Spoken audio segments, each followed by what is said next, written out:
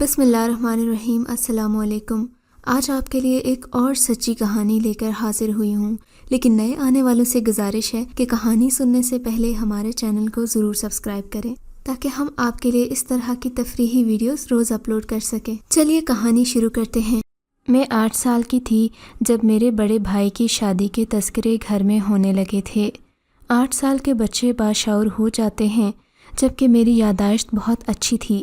ان دنوں کی ایک ایک بات تفصیل سے یاد ہے۔ مجھے یاد ہے کہ امی قاسم بھائی کے لیے حور جیسی بہو لانا چاہتی تھیں۔ بھائی نے CA میں ٹاپ کیا تھا، وہ خوبصورت تھے اور ذہین فطین بھی تھے۔ ہم لوگوں کے مالی حالات اچھے تھے، والد صاحب پروفیسر تھے اور ہم ایک بڑی سی کوٹھی میں رہتے تھے۔ قاسم بھائی کا رزلٹ آیا تو والدہ نے ان کے لیے لڑکی کی تلاش شروع کر دی۔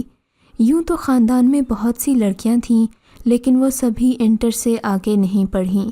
والدہ نے اس وجہ سے انہیں نظر انداز کر دیا، حالانکہ امی جان اور والد صاحب کی بھی سگی بھانجیاں بھتیجیاں اس رشتے کے لیے موجود تھیں۔ اللہ جب مہربان ہو تو انسان کے وارے نیارے ہو جاتے ہیں۔ میرے بھائی کو بھی ایک کمپنی میں اعلیٰ عہدے کی آفر ہو گئی۔ اماں پھولے نہ سماتی تھیں کہ آج بیٹے کو اس کی محنت کا صلہ مل گیا ہے، اور قاسم بھائی نے سارے خاندان میں ماں باپ کا سر فخر سے بلند کر دیا ہے۔ قاسم بھائی تو شروع سے ہی لائق اور محنتی طالب علم تھے، یوں بھی ایک اچھے کردار کے مالک تھے۔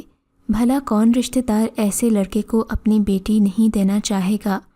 امی کے بھائی بہن نے خود آ کر کہا کہ آپا، ہماری بچیاں سلیقہ شعار، سگھڑ اور خوبصورت ہیں، ان میں سے کسی کا رشتہ لے لو۔ ادھر پھپھا نے بھی بہت خوشامد کی، مگر میری ماں کا دل نہ پگھلا۔ کہتی تھیں کہ جب لڑکا اتنا لائق اور کماؤ ہے تو اسی کے شایان شان لڑکی بھی لاؤں گی، ایسی ہیرا ہوگی کہ سارے خاندان والے دھنگ رہ جائیں گے۔ ادھر بھائی کو ملازمت ملی، ادھر اماں نے بہو کی تلاش کو اپنا مشن بنا لیا۔ 10 لڑکیاں دیکھ ڈالیں، 100 گھر جھانک آئیں، مگر ان کی آئیڈیل بہو انہیں نہ مل سکی۔ کوئی لڑکی خوبصورت ہوتی تو قد کی چھوٹی، کوئی لمبی تو نین نقش پسند نہ آتے، کسی کی ناک چھوٹی تو کسی کا دہانہ بڑا۔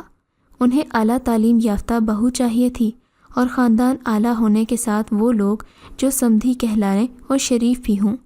غرض یہ کہ اس قدر خوبیاں ایک ساتھ دیکھنا چاہتی تھیں کہ کسی حور میں ہی پائی جا سکتی ہیں۔ زمین پر بسنے والی لڑکیوں میں تو کچھ نہ کچھ کمی نظر آ ہی جاتی تھی۔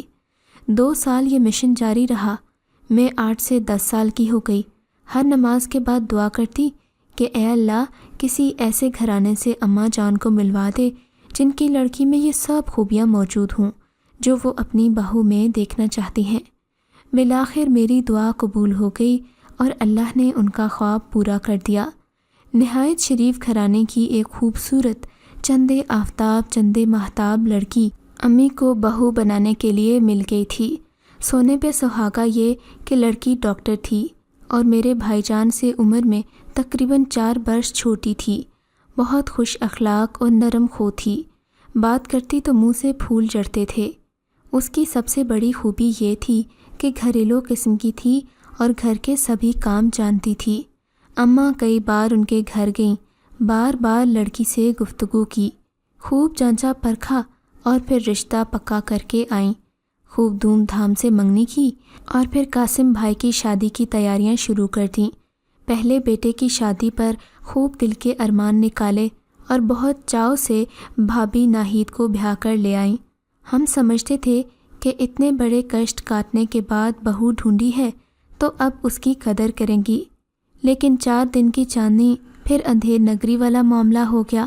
ناہید بھابھی سے روایتی ساس والا سلوک ہونے لگا۔ بیٹی کے بارے میں کہا کرتی تھیں کہ کاش میری بیٹی زیادہ پڑھی لکھی ہوتی تو سسرال والے اس کی قدر کرتے اور شوہر بھی کبھی اذیت نہ دیتا، لیکن اب جب کہ پڑھی لکھی ڈاکٹر بہو لے کر آئی تھیں، اس کے باوجود بات بات پر ان کی تذلیل کرتی تھیں۔ شادی کے بعد جب لڑکی کسی گھر میں پہلی بار آتی ہے تو وہاں کے ماحول کا اندازہ وقت کے ساتھ ہوتا ہے۔ ناہید بھابھی کو بھی ہم لوگوں کے رہن سہن اور طور طریقے جاننے اور سمجھنے کے لیے کچھ وقت درکار تھا۔ ادھر ہماری اماں نے چند دن بہو کا چاؤ کیا اور پھر اس میں کیڑے تلاش کرنے لگیں۔ بات بات پر برا برتاؤ کرنے لگیں اور ماں کے چہرے سے بیٹے کی شادی کے سارے رنگ اڑ گئے۔ سب سے پہلے میری بہن نے وار کیا، بولی آپ تو روز ہسپتال چلی جاتی ہیں اور گھر کا سارا کام پڑا رہتا ہے، بہو کو بھی کچھ گھر کے کام میں ہاتھ بٹانا چاہیے، گھر سنبھالنے کی ذمہ داری تو اب آپ کی ہے، ہم تو بابل کے آنگن کی چڑیاں ہیں۔ ناہید بھابی نند کے منہ سے ایسی باتیں سن کر دھنگ رہ گئیں۔ میری دوسری بہنیں بھی کچھ کم نہیں تھیں۔ اس نے گرا لگائی کہ ہاں بھائی، یہ ڈاکٹرنی صاحبہ جو ہیں اس بات کا نہرا ہے، ہم میں سے تو کوئی بھی بھائی کی شادی ان سے کرانے پر راضی نہیں تھا، یہ صرف اماں جان کی ضد کی وجہ سے ہی لائی گئی ہیں۔ اس پر اماں نے ہی اپنے بیٹے پر تہمت دھر دی، ارے بھائی میں کب ڈاکٹرنی لانے کے لیے مری جاتی تھی، یہ تو قاسم کی فرمائش تھی کہ میری بیوی ڈاکٹر ہو۔ حالانکہ بیچارے بھائی نے کبھی بھی امی جان سے ایسی کوئی فرمائش نہیں کی تھی، صرف ایک بار رشتہ پکا کرنے سے پہلے کہا تھا کہ ایک جھلک میں بھی اپنی ہونے والی جیون ساتھی کو دیکھ پاتا تو اچھا ہوتا۔ تب اماں نے کہا تھا کہ ہسپتال میں جاب کرتی ہے، کون سا پردہ کرتی ہے، وہاں جا کر دیکھ لو۔ انہوں نے ہاسپٹل جا کر ناہید بھابی کو دیکھا تھا اور واپس آ کر والدہ سے کہا تھا کہ واقعی میں آپ کی پسند کی داد دیتا ہوں، آپ نے کمال کر دیا، ایسی لڑکی پسند کی ہے کہ میں تصور بھی نہیں کر سکتا تھا۔ بیٹے کی اس بات کو اب سب نے گرہ میں باندھ لیا تھا اور بات بات پر اماں جان کہنے لگی تھیں کہ ناہید بھابی ہمارے بھائی کی پسند ہیں، تبھی اماں جان انہیں بیاہ کر لائی ہیں، اگر وہ پسند نہ کرتے تو کبھی بہو بنا کر نہ لاتی۔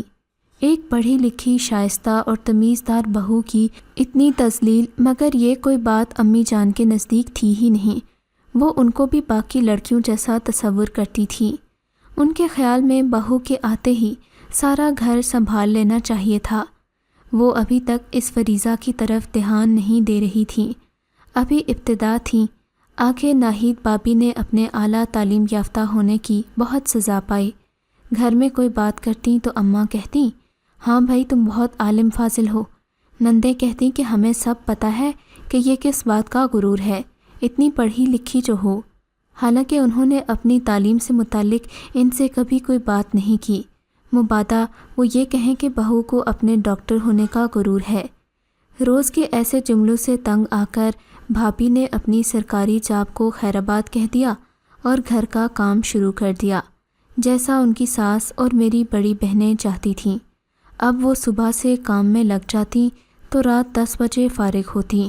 صبح سویرے میرے والد کو ناشتہ بنا کر دیتی، وہ ریٹائرڈ ہو چکے تھے لیکن صبح کا ناشتہ 7 بجے کرنے کی عادت تھی۔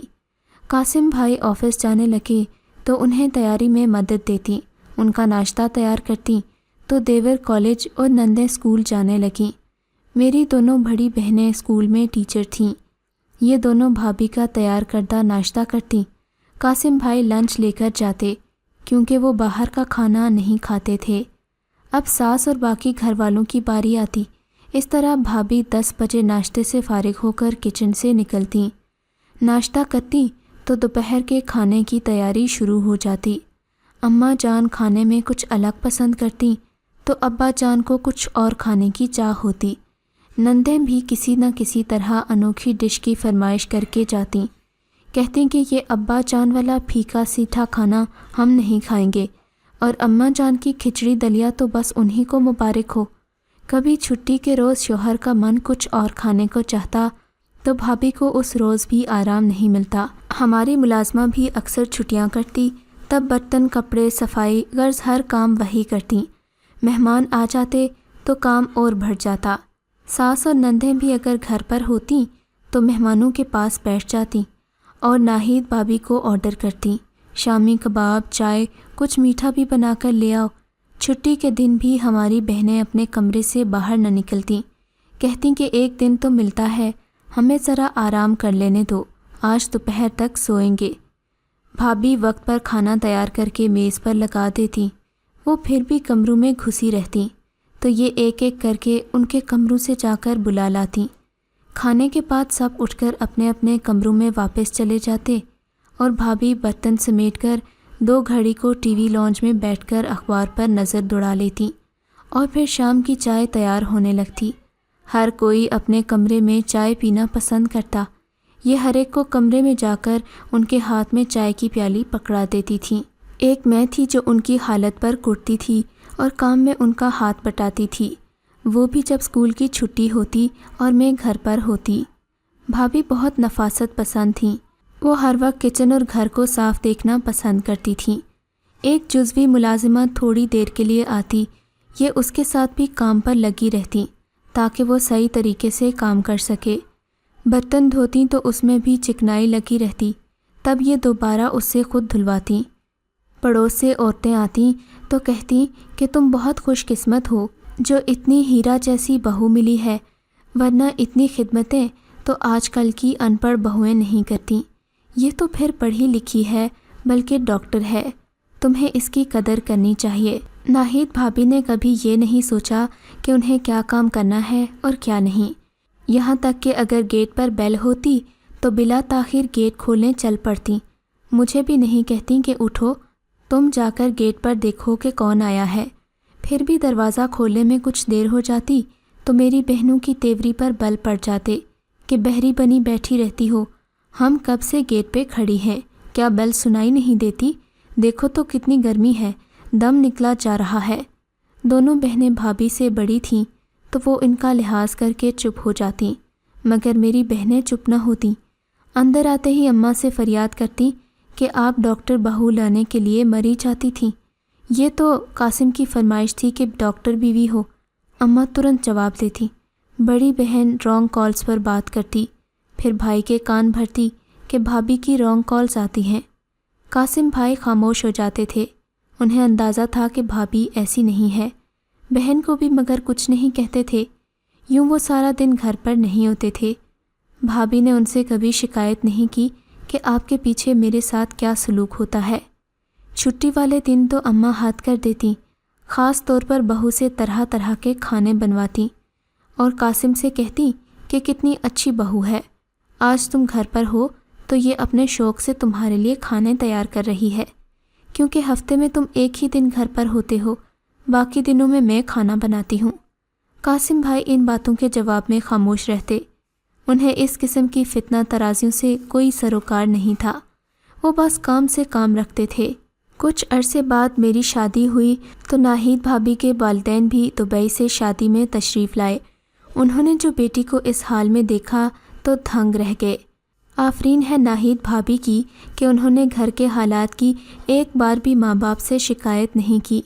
پاس پڑوس کی عورتوں نے بھی کافی باتیں ان کی ماں کے کانوں میں ڈالیں، تب ان کے والدین انہیں اپنے ہمراہ لے گئے۔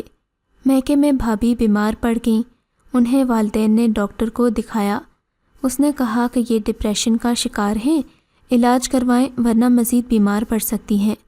بہرحال بھابھی کا علاج ہوا، بھائی لینے گئے۔ بھابھی کے والدین نے شرط رکھی کہ تم ہماری بیٹی کو الگ گھر میں رکھو گے تو بے شک لے جاؤ، ورنہ ہم آپ لوگوں سے ناطہ ختم کر دیتے ہیں۔ بھائی گھر آئے اور والدین کو بتایا کہ میرے ساس سسر ایسا کہتے ہیں۔ اماں رونے پیٹنے لگیں اور کہا کہ ہم بوڑھے ماں باپ کو زہر دے دو، بے شک تم جہاں چاہو بیوی کو لے کر رہو، ہم ہوں گے، نہ تمہاری جدائی کا دکھ ہوگا۔ بھائی جان بیچارے اماں کو کچھ کہہ سکتے تھے اور نہ ہی بیوی کو چھوڑنا چاہتے تھے، مگر انہوں نے والدین کی خوشی کو ہی ہمیشہ مد نظر رکھا۔ ساس سسر سے کہا کہ میں بڑھاپے میں ماں باپ سے الگ نہیں ہو سکتا، آپ کی شرط نہیں مان سکتا۔ یوں نہ چاہتے ہوئے بھی انہیں بھابھی کو طلاق دینا پڑی۔ آج بھی جب مجھے بھابھی کی یاد آتی ہے تو آنکھوں میں آنسو آ جاتے ہیں۔ آج کل ناہید بھابھی لندن میں ہیں اور بہت کامیاب ڈاکٹر ہیں، وہ خوش و خرم زندگی بسر کر رہی ہیں اور ہم ان کی یاد میں افسردہ رہتے ہیں، کیونکہ اماں جو دوسری بہو لائی ہیں اس نے امی کو ایسے ناکوں میں چنے چبائے ہیں کہ اب وہ بھی ناہید بھابھی کو یاد کر کے آٹھ آٹھ آنسو روتی ہیں۔ اگر آپ کو یہ کہانی اچھی لگی ہے تو اس ویڈیو کو لائک کریں اور اس طرح کی مزید کہانیاں سننے کے لیے ہمارے چینل کو ضرور سبسکرائب کریں۔ اگر آپ ہم سے کوئی کہانی سننا چاہتے ہیں تو کامنٹ سیکشن میں اپنی رائے کا اظہار ضرور کریں۔